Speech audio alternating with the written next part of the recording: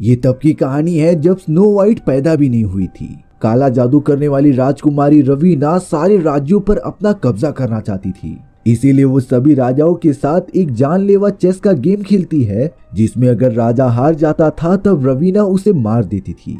रवीना इसी तरीके से कई सारे राज्यों को अपनी मुट्ठी में कर लेती है। रवीना की एक छोटी बहन फ्रेया भी थी। फ्रेया के अंदर अनोखी शक्तियां मौजूद थीं, लेकिन अभी तक उसे इस बात का जरा भी अंदाजा ही नहीं हुआ होता। फ्रेया अपने राज्य में रहने वाले एंड्रयू नाम के एक आदमी से प्यार करती थी। उन दोनों में तो काफी समय से रिलेशन चल रहा होता है। अब यहाँ एक दिन रवीना को पता चला कि उसकी बहन फ्रेया एंड्रयू के बच्चे की माँ बनने वाली है। रवीना के पास काले जादू की शक्तियां थीं, जिससे कि वो अपनी बहन फ्रेया से ये कहती है कि एंड्रयू उसे कभी अपनाएगा ही नहीं। लेकिन फ्रेया को एंड्रयू पर पूरा भरोसा था। अब कुछ दिनों बाद फ्रेया को एक बहुत ही ब्यूटीफुल बेटी होती है। साथ ही साथ एंड्रयू ने फ्रेया को लेटर लिखकर पास वाले बगीचे में बुलाया था, ताकि वो दोनों अपने बच्चे को लेकर कहीं दूर चले जाएं। फ्रेया जब महल से बाहर निकलकर मिलने के लिए बागीचे में जाती है, तभी उसे पता चला कि एंड्रयू ने कमरे में घुसकर उसकी बेटी को जलाकर मार दिया है। फ्रेया जब ये दर्दनाक चीज अपनी आंखों से देख रही थी, तब वो एंड्रयू पर बहुत ही ज्यादा गुस्सा हो जाती है। फ्रेया के अंदर मौजूद वो सारी शक्तियां बाहर आने लगी थीं। दरअसल फ्रेया के पास बर्फ को कंट्रोल करने की शक्ति होती है, जो एक आम इंसान के लिए बहुत ही ज्यादा थी। फ्रेया ने तो अपनी अनोखी पावर से गुस्से में आकर एंड्रयू की जान ले ली होती है। उसे इस बात का भरोसा ही नहीं हो रहा था कि एंड्रयू उसके साथ ऐसा कर सकता है। इन सारी दुख भरी घटना के बाद फ्रेया सीधा उत्तर की तरफ चली जाती है, जहाँ पर उसे बहुत सारे बस्ती के लोग मिले। फ्रेया ने तो अपनी शक्तियों का यूज करके वहाँ के सारे बड़े बुजुर्ग को मार दिया। वो तो सिर्फ बच्चों और जवान लोगों को शिक्षा सिखाने के लिए छोड़ रही होती है। फ्रेया धीरे धीरे करके इसी तरीके से अपना नया किंगडम बना रही थी। उसके किंगडम में सिर्फ एक ही रूल होता है कि कोई भी आदमी और औरत प्यार नहीं कर सकते। फ्रेया तो अपना नया किंगडम एक बहुत ही अच्छी राजकुमारी की तरह चलाने लगी। लेकिन यहाँ फ्रेया के किंगडम में एरिक और सारा नाम के दो ऐसे योद्धा रहते थे जो एक दूसरे से प्यार करते हैं। हालांकि ये बात अभी तक फ्रेया को पता ही नहीं थी, इसीलिए एरिक और सारा एक दूसरे से मिला करते थे। एक रात सारा ने तो एरिक को अपनी मॉम का ब्रेसलेट पहना दिया था, जिसके बाद वो एरिक से कहती है कि हमारी शादी हो चुकी है और हमें अब कोई भी नहीं रोक सकता। जिसके बाद उन दोनों ने डिसाइड किया कि वो इस किंगडम से चले जाएंगे। पर अब उन दोनों के रिलेशनशिप के बारे में फ्रेया को पता चल जाता है, जिसके बाद फ्रेया ने उन दोनों को रोक लिया था। फ्रेया एरिक और सारा को कहती है कि अगर तुम दोनों अपना प्यार साबित करना चाहते हो, तब तुम्हें मेरे काबिल योद्धाओं से लड़ना पड़ेगा। एरिक और सारा तो फ्रेया के इस चैलेंज के लिए राजी हो जाते हैं और अब फ्रेया ने तो अपने बहादुर से बहादुर सिपाहियों को उनसे लड़ने के लिए भेज दिया था। एरिक और सारा भी कम नहीं थे। उन्होंने अपनी जितनी भी टेक्निक सीखी थी उसका यूज करके ऑलमोस्ट सारे दमदार सिपाहियों को हरा दिया था। लड़ाई जीतने के बाद जैसे ही एरिक और सारा एक दूसरे के पास आते हैं, तभी फ्रेया ने अपनी शक्तियों का यूज करके उनके बीच बर्फ की दीवार खड़ी कर दी थी, जिससे कि एरिक और सारा एक दूसरे से मिल ना पाए। एरिक ने देखा कि फ्रेया का एक आदमी सारा को आकर चाकू मार देता है, जिससे कि सारा अपनी आखिरी सांसें ले रही थी। एरिक बहुत ज्यादा कोशिश कर रहा था कि वो बर्फ को तोड़कर उस पार चले जाए, पर एरिक ये करने में नाकामयाब हो जाता है। तभी फ्रेया का दूसरा आदमी एरिक के सर पर वार करके उसे बेहोश कर देता है। फ्रेया ने अपनी सिपाहियों को कह दिया था कि एरिक को यहाँ से दूर लेकर जाया जाए।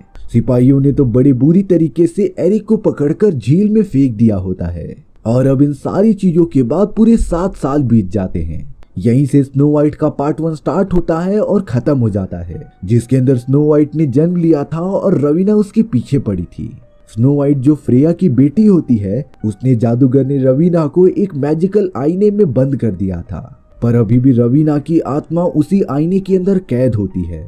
अब यहाँ उस मैजिकल आईने को कुछ लोग एक जगह से दूसरी जगह लेकर जा रहे होते हैं।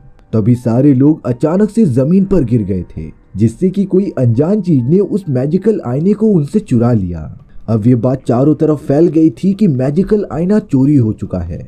एरिक को भी इस बात का इन्फॉर्म कर दिया गया था। एरिक कह रहा था कि ये काम हो न हो राजकुमारी फ्रेया ने ही किया होगा, और अगर उसे मैजिकल मिरर मिल गया तब वो बहुत ही ज्यादा शक्तिशाली हो जाएगी। फिर फ्रेया को हराना नामुमकिन के बराबर हो जाएगा।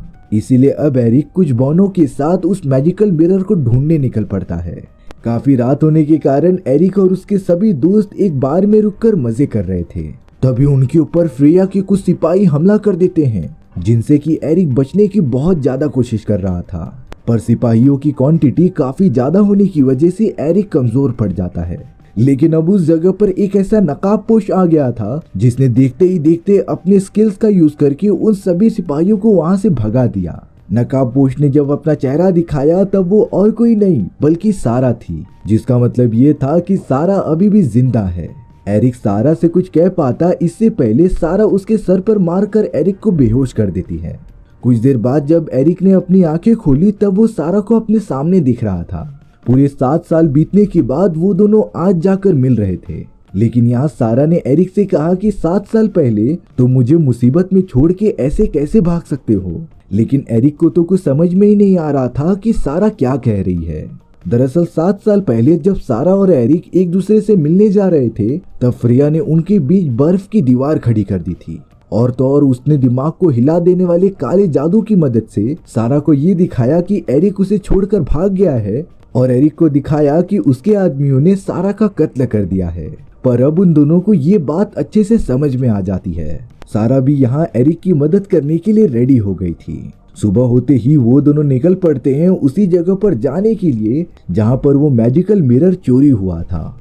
उनके टीम में तो सारा के और भी साथी जुड़ गए थे, लेकिन थोड़ी दूर जाते ही उन्हें बौनों के एक ग्रुप ने पकड़ लिया होता है। शुक्र की बात यह थी कि एरिक के पास कुछ डायमंड्स होते हैं, जिन्हें एरिक फीमेल बौनों को देकर सभी को छुड़ा लेता है। और अब एरिक के पूछने पर कि वो जादुई आईना कहाँ पर है, उन बौनों ने बताया कि जंगल में जो भी चमकती चीज दिखाई देती है गॉब्लिन उन्हें अपने साथ लेकर जाते हैं। इसीलिए अब ये इन्फॉर्मेशन मिलने के बाद एरिक और सारा उस जगह पर जाने लगे थे। अच्छी बात ये थी कि उन दोनों को गॉब्लिन के अड्डे पर वो मैजिकल आईना दिखाई देता है, पर वो जैसे ही आईने को लेने जाते उनके सामने बहुत ही ज्यादा खतरनाक गॉब्लिन्स आ जाते हैं, जो बहुत ही ज्यादा भूखे लग रहे थे। वो गॉब्लिन एरिक के ऊपर हमला कर देता है। एरिक भी बड़ी बहादुरी से गॉब्लिन का सामना कर रहा था। सारा भी गॉब्लिन को हराने में उसकी मदद करती है, पर तभी सारा एरिक के गले में अपना दिया हुआ लॉकेट देखती है, जो उसने एरिक के गले में 7 साल पहले पहनाया था। एरिक ने तो आज तक उस लॉकेट को अपने गले से निकाला नहीं होता, जिस वजह से सारा समझ जाती है कि एरिक ने जो बातें कही हैं वो सब सच हैं। पर तभी उस जगह पर गॉब्लिन की एक पूरी सेना ही आ गई थी, जो लगातार एरिक और सारा पर हमला करते ही रहती है। सारा ने तो गॉब्लिन से पीछा छुड़ाने के लिए उनकी तरफ एक आग वाली तीर मार दी थी, जिससे कि सारे गॉब्लिन डर कर वहां से भाग जाते हैं। और अब सारा और एरिक उसी जंगल में थोड़े दिनों तक रुकने का डिसाइड करते हैं। सुबह होते ही राजकुमारी फ्रेया अपनी पूरी सेना के साथ जंगल में आ चुकी थी, जो सारा के पास आकर उसे कुछ बातें कहती है। अब जाकर एरिक को ये बात समझ में आई कि सारा फ्रेया के लिए ही काम करती है, क्योंकि जब 7 साल पहले फ्रेया ने सारा को ये विजन दिखाया था कि एरिक उसे छोड़कर भाग गया है, तब से ही सारा फ्रेया के लिए काम करने लगी थी। और अब फ्रेया सारा को ये आदेश देती है कि वो एरिक को तीर मार दे। एरिक तो समझ रहा था कि सारा ऐसा बिल्कुल नहीं करेगी, लेकिन सारा ने तो तुरंत ही अपना तीर निकाला और एरिक के सीने पर वार कर दिया। एरिक को तो नुकीला तीर लगते ही वो जमीन पर गिर जाता है, जिसके बाद फ्रेया एकदम खुशी खुशी अपनी पूरी सेना के साथ वहां से चली जाती है। यहाँ जंगल में तो एरिक वापस जिंदा हो चुका था, क्योंकि सारा द्वारा चलाई गई तीर कभी उसे लगी ही नहीं। सारा ने तो जानबूझकर उस तीर को एरिक के लॉकेट पर चलाया होता है, जो उसी ने ही निशानी के तौर पर एरिक को दिया था। एरिक और बाकी सब इससे बहुत ही ज्यादा खुश हो जाते हैं। यहाँ राजकुमारी फ्रेया, जिसके पास जादुई आईना होता है, वो आईने के सामने आकर ये कह रही थी कि सबसे ज्यादा खूबसूरत कौन है। तभी अचानक आईने के अंदर से राजकुमारी रवीना बाहर निकलने लगी थी, और अब तो रवीना अपने श्राप से मुक्त होकर एकदम से जिंदा हो चुकी होती है। दरअसल जब फ्रेया की बेटी स्नो वाइट ने रवीना को मारा था, तब उसकी आत्मा इसी मैजिकल आईने के अंदर कैद हो गई थी। और जब फ्रेया ने वही मैजिकल वर्ड्स पूछे कि दुनिया में सबसे खूबसूरत कौन है, तब रवीना इस श्राप से आजाद हो गई। और अब रवीना अपनी बहन फ्रेया से ये कहती है कि उन्हें स्नो वाइट के किंगडम को खत्म करना पड़ेगा। फ्रेया भी अपनी बहन की इस जाल में फंस जाती है। इसीलिए अब फ्रेया ने अपने सभी सैनिकों को ये कह दिया था कि वो स्नो वाइट के किंगडम पर हमला करेंगे। एरिक तो अब कैसे भी करके उसी महल में घुस चुका होता है, जिसके बाद एरिक ने एक तीर कमान की मदद से रवीना को जान से मारने की कोशिश की। लेकिन रवीना काफी तेज होती है। उसने तो एरिक के वार को अपने हाथ से ही रोक लिया था, जिसके बाद रवीना के कहने पर फ्रेया एरिक और सारा को पकड़वा लेती है। एरिक फ्रेया के सैनिकों को ये कह रहा था कि उन्हें होश में आना पड़ेगा। सच्चा प्यार और विश्वास यही हमारी एक ताकत है, जिससे कि हम सब इंसान कहलाते हैं। शुरुआत में फ्रेया के सिपाही एरिक की बातों का विश्वास नहीं करते, पर जब फ्रेया ने एरिक और सारा की जान लेने का आदेश दे दिया था, तभी फ्रेया के सैनिक उन दोनों को मारने के बजाय एरिक और सारा की हथकड़ियां ओपन कर देते हैं। जिस बात से गुस्सा होकर रवीना अपने काले जादू का यूज करते हुए सारे सिपाहियों की जान लेने लग गई थी। फ्रेया इस बात से बहुत ही ज्यादा अपसेट हो जाती है, इसीलिए उसने रवीना और सैनिकों के बीच एक बर्फ की दीवार खड़ी कर दी थी।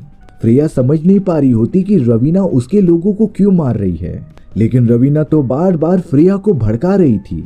और तो और रवीना फ्रेया पर गुस्सा होकर ये भी कहती है कि ये सारी शक्तियां तुम्हें मेरे वजह से मिली हैं, इसीलिए इसकी कदर करना सीख जाओ। अब यहाँ फ्रेया को कुछ शक हो गया था, इसीलिए अब तो वो रवीना से सारी सच्चाई जानना चाहती है। फ्रेया को ये पता था कि रवीना की आत्मा और उसकी शक्तियां मैजिकल मिरर के अंदर कैद हैं, जिसकी बदौलत फ्रेया रवीना से सारी चीजें पूछ सकती थी। तब जाकर फ्रेया को ये डार्क रियलिटी पता चली कि 7 साल पहले जब फ्रेया के आशिक एंड्रयू ने उसकी बच्ची की जान ले ली थी, तब एंड्रयू को और किसी ने नहीं बल्कि उसी की बहन रवीना ने कंट्रोल किया था। क्योंकि रवीना ने उस टाइम मैजिकल मिरर से ये पूछ लिया होता है कि सबसे खूबसूरत कौन है। मैजिकल मिरर ने ये बताया कि फ्रेया की पैदा होने वाली बेटी आगे चलकर सबसे खूबसूरत बनेगी, और फ्रेया की बेटी ही का नाम स्नो वाइट था। इसी वजह से फ्रेया की बच्ची को मारने के लिए रवीना ने एंड्रयू को कंट्रोल किया था। राजकुमारी फ्रेया को जब इस बारे में पता चला तब वो बहुत ही ज्यादा गुस्सा हो जाती हैं। फ्रेया तो अपनी बर्फ वाली पावर से रवीना पर हमला करते ही जा रही थी, लेकिन देखकर ऐसा लग रहा था कि रवीना की काली शक्तियां फ्रेया पर भारी पड़ रही हैं। सारा और एरिक भी रवीना पर हमला करने आ गए थे, पर अफसोस रवीना से इस तरीके से फाइट कर पाना बिल्कुल भी नामुमकिन था।